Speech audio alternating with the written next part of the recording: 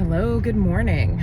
I pulled some cards for a short, so I'm gonna talk about that as I post it. But Justice and the Death card came out, and it wasn't like they flew out. It was like I paused and I was guided to them, so it feels very apropos.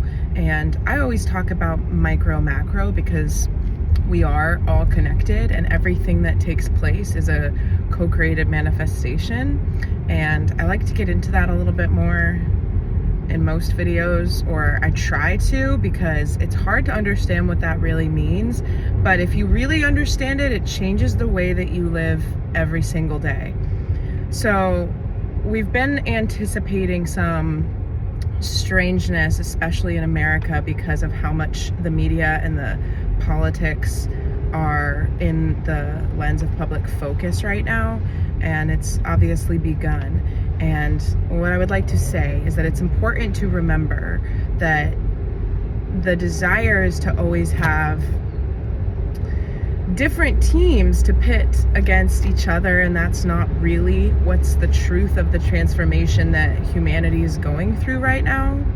And it's important to remember that and allow for the way that people want to partake in the public sphere right now to just be as it is. See everything from a higher perspective. And if you're having a hard time with empathy and compassion, go higher. It's like, what does that mean?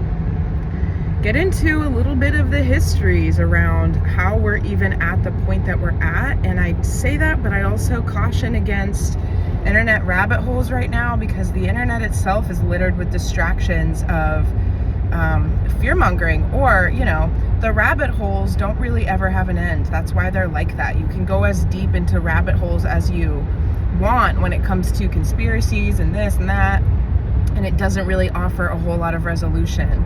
So be cautious of that, but also do your own research and look into really what we can see, especially just like there's a thread, right? The present moment has a little comet trail, and we can understand that a lot of what we're witnessing is scripted. There's been pre-predictive programming panning out to service the events that we've been seeing. And it doesn't do any good to forget that you're in a lucid dream, right? Don't get swept up. Every now and then big jarring things happen, and we're back in it, and we're having to reactionarily respond to what it is we're being presented with, instead of remembering, oh yeah, we're going through one of the largest upheavals of people questioning, is this the way that we want to live? Why are things like this? How can things possibly be like this? That's for a reason, and that collective questioning at such a high level is what is resulting and will continue to result in collective chaos. And the friction is what is needed to purge and move our ways into a new way of being, like continued rewriting as we move through the next 5 months of 2024, and then into 2025. There's going to be so much that is showing itself. And instead of being afraid, instead of being reactionary, we have to remember that it's the collective will to uncover these distortions that we've been abiding by that's overturning them. It's actually what everybody wants, or else it wouldn't be happening.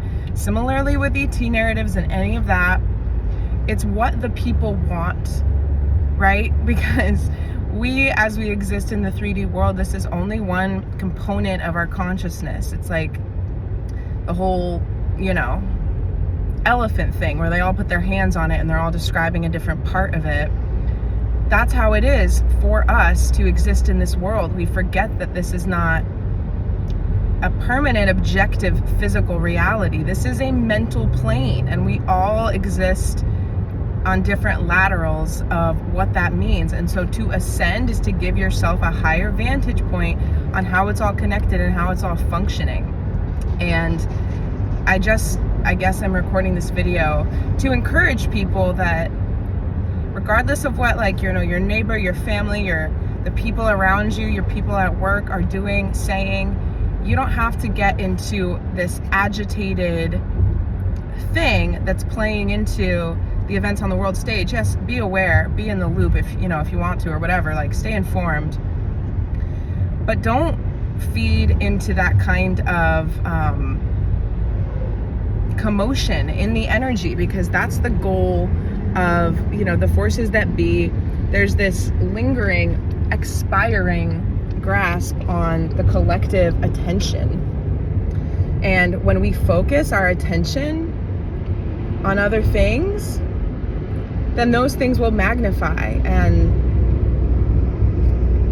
be the things that are expanding in our world. And of course, like, we can't change what the masses are focusing on, so this is going to go down the way that it's going to go down. But I don't know, I hope that something in there is mildly insightful. I know I speak really vaguely, but I'm also just not about to get...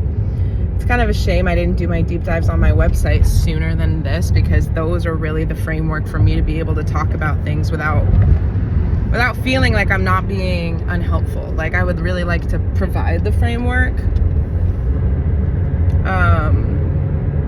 of the research that I've done, but also my own memories, right? It's a time right now where if people are allowing themselves to detox and like be a vessel that's open to the energy, like, you can't not see and feel the truth. And we want, when we're awake, when we're conscious, we want to treat ourselves well. We want to feel good. We want to be able to fill up our cups and have them overflow so that we have more to give when we interact with people. And a lot of people on earth today are unfortunately so depleted. It's completely survival instinct. And in order to cope with that, there's more self-harm, and it may not be, formally referred to as that, but numbing out the presence of spirit and the conscious observer within the mind, within the heart, within the body, within that shrine, to be able to connect with, what do I really want to do? How do I really feel? And how does that inform action as a result? Most people are deeply disconnected from that and living in a 3D ego gratifying state. And a lot of people have, secrets or ways of covering up the truth about how they really live, right? Or they don't even see how they're really living. And their existence is built around keeping their, secrets or appearances for the outside world. And it's when we have to come back to the self and remember, like, you're not performing for anybody. This is you, each and every day, each and every moment passing you by, you have the ability to feel, so much more abundantly prosperous than most people on earth have ever been allowed to believe in. And it's not just reserved for upper class people or elite people. It is a human right, and it's not limited. And everybody can phase into the belief and the understanding that that is what we want for ourselves and for our families and for our children, posterity. We want this for a new way of being on earth. And it requires a shift of focus and attention.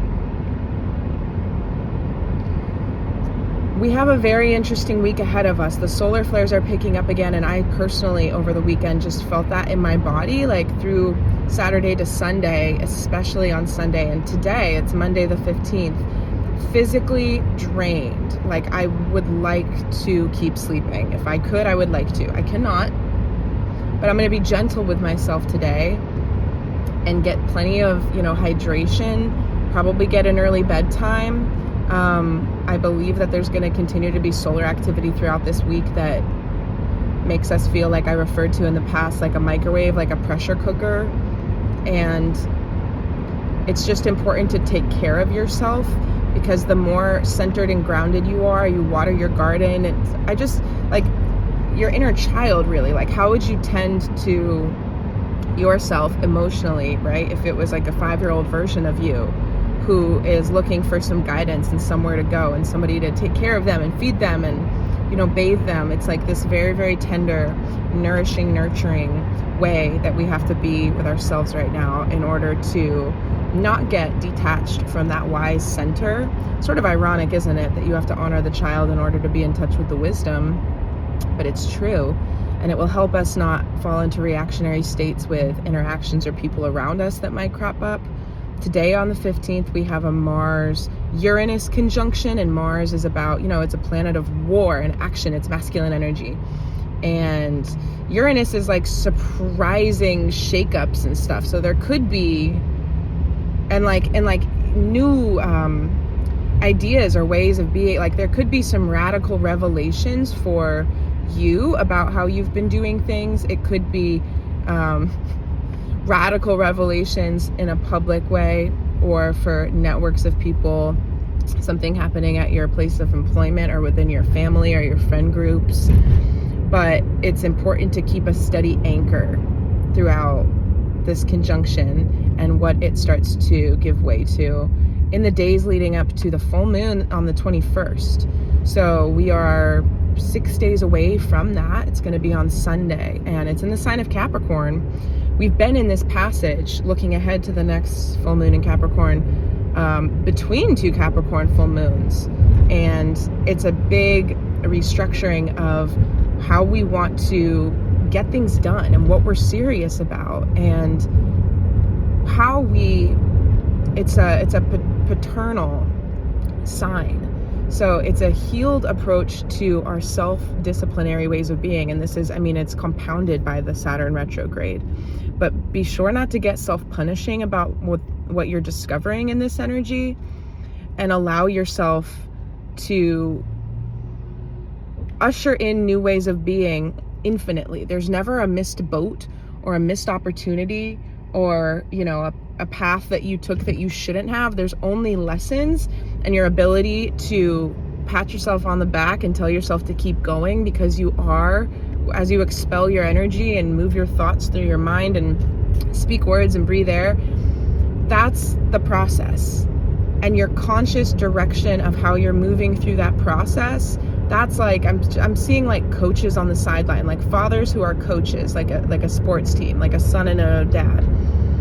Like that type of energy of just constant, stable reassuring. And there might be some uneasy feelings from the last full moon in Capricorn between, what's been going on in this one, around ways that we haven't been in that like stable-footed, sure-footed energy of understanding that, like, it's okay, champ, just pick yourself up and try again. We're not like that with ourselves, especially when it comes to larger fixtures of our lives, like career and relationship and life purpose and all of these things. And it's a chance to reinvent the energy that we father ourselves with. And I'm getting Jesus energy as far as masculine energy. And I'm sorry, this car is slowing down really unnecessarily. And now that person's honking at them. Yeah, there's just like a little bit of a frenetic thing going on out in the world too. So keep your steady, calm anchor. Don't get all caught up in, give yourself plenty of time to get places. Don't rush yourself too much. It's always better when we take time to do things. And I feel like it will be prone right now to be falling into like, not necessarily tardiness, but feeling like we don't have enough time that's coming from a greater celestial pressure around things changing and us. What are we even doing, right? Each and every day we just keep waking up and do whatever it is that's in front of us that we have going on in our lives. And a lot of people feel this sense of control slipping away from them, and not really feeling like that process is of their own design anymore. But that's the illusion. We're being sharpened and honed and refined in our own collectively manifested chaotic environment. It's an opportunity to remember that this is a dream, really. This is an illusion, and it doesn't feel as easy to believe that if you haven't had different states of consciousness in meditations or astral projections. And that's very, very available right now. It's never been more available, right? Because we're merging with the ability to be conscious of our multidimensionality simultaneously. We're going to be more conscious of it. I certainly have been. I've been having very interesting revelations as I move between different states of consciousness, different dimensions, sleep state, waking, and everything in between. So I'm gonna go. I want 2 hands on the wheel because everybody's driving crazy and I just need to root a little bit. Last thing I will talk about on the message of like rooting, grounding. Breathing in, imagining at the top of your head like a triangle peak, bringing that air down through and having it expand into the base of a triangle as it comes into your body. And then as you exhale, imagine it exiting out of the peak of a triangle and having those triangles be nested like the Star of David or the Merkaba. We're generating a high rotational spin on our own energy body. It's a breathing exercise that can help you feel more vital and more connected and more nourished, like by the actual oxygen that we're breathing. Remember to imbue your water, your breaths with intention, and be very conscious about what you're putting into your body right now. Okay, have a great day. I hope that this found somebody who needed to listen to it. As with most of my videos that I record in the car or my long form messages, it's hard for me to remember what I've even been saying. And sometimes I skip over, parts of my thoughts and stuff and I don't get the whole idea out. But, in general, I do my best and I just want to be helpful. And also, keep a record. Oh shit, that person just rear-ended them. You see? I gotta go around. I am not sticking around for that. That's not good. That is not good. Okay. Okay. Everybody be safe. And have good days. All right. Bye-bye. I forgot to elucidate the cards that I pulled for the short because I haven't done the voiceover for that or posted it yet. But I know that I'll probably not have enough time. So I just want to talk about it. Justice and death, right? Death is the harbinger of big transformation. And it's number 13, transformation in the Psychic Tarot. And justice is about remembering the karmic laws of the universe, And it's not like to be feared, right? It's to know that as you emanate, you don't have to be some hippie, light worker who's spewing these, platitudes for peace and bliss. It's about knowing inside how your vibration is, what you're connected to energetically. Are you on a low disc floating through, the ethers of vibration? Are you constantly agonizing and upset and blaming yourself and others for things? Or are you able to break out of that and move into a place of compassion and knowing that that is such a radical act and nobody has to witness it in your life? Nobody has to acknowledge it if you're doing it. I mean, of course people might, right? But the idea is that it's not for naught and these things lead to something, and there's just an important role that each person plays, and it's different. Everybody has their own way. We've got people who are like in offices wearing suits, but they're consciously contributing to an awakening of the people because that's their prerogative from the inside out, and it doesn't have to be witnessed in the way that a lot of people think. And that's where a lot of people get caught up in like the spiritual matrix of being recognized or seen for the role that they want to play instead of inhabiting it because that's where they are, and that's how they are, that's who they want to be. So there's something especially culminating through the weekend with the full moon energies around acknowledging that and just validating yourself from the inside out and letting the things that you do be enough, even if you've gone for a long time of putting in a lot of effort towards goals or ideas that you have to live in a way that's more embodied and more aligned, however inaccessible it's felt, just keep going. It's okay to continue holding that faith without physical evidence of it until the physical world is honoring that vibration by bringing in more and more manifestations to your life and your experience of those changes. And I'm also getting something about, the numbers and synchronicities that we see be really attuned to those and understand what's happening in your mind when you see certain numbers on the clock or license plates, or I don't know where we see numbers. We see them everywhere. Our world is riddled with numbers and codes, right? And you are at a specific point in the web of creation that no one else inhabits at any given moment. No one else sees what you see. And when you plug into that and you're seeing all of the different things that the universe, right? It's an intimate date. You're on an intimate date with the universe at all times, and you really, really, really like each other. And it wants you to see what it's showing you. So just keep your eyes open, keep your third eye open, keep your crown chakra open, but keep your energy protected, because there's a lot in duality right now that's playing out. But again, it's compassion. For some reason, instead of doing a bunch of stuff that I intended to do this weekend, I watched all 4 Hunger Games movies, and they are so, thematically accurate to some of the stuff that we're seeing right now. It's crazy. And I was like very taken in by the plot of these movies, which I've watched before, but I just felt like doing a marathon rewatch. And something that they keep saying is, remember who the real enemy is when they're going through these fights with the district and the capital. Remember who the enemy is. It's not against each other, right? And the powers that be that have secretly remained under the radar but pulled the strings on our earth plane to control power, right, for very, very, very long time, thousands and thousands of years, they rely on the people not understanding that we're all on the same team, and they rely on continuing to pit people against each other and have that commotion and that chaos. And you might say, like, well, for what? And it's like, it's all a distraction to keep the system in place. But the reason why we're seeing it behave differently, for lack of a better way of putting it, is because it's broken. It has broken.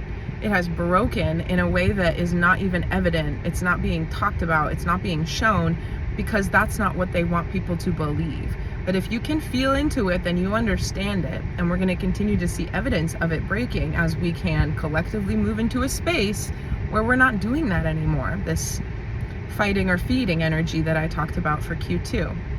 So that's it.